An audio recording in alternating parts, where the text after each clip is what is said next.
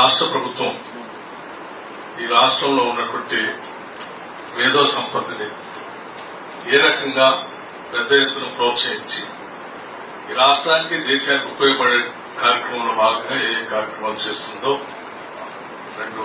విషయాలు ప్రత్యేకంగా మీకు ఉంచాలని నేను అనుకుంటున్నాను. అందులో మొదటిది, గతంలో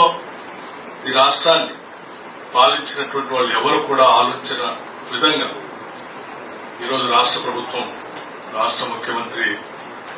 శ్రీ రేవంత్ రెడ్డి గారి నాయకత్వంలో మంత్రిమండలి మొత్తం ఆలోచన చేసి మన రాష్ట్రం నుంచి యూనియన్ పబ్లిక్ సర్వీస్ కమిషన్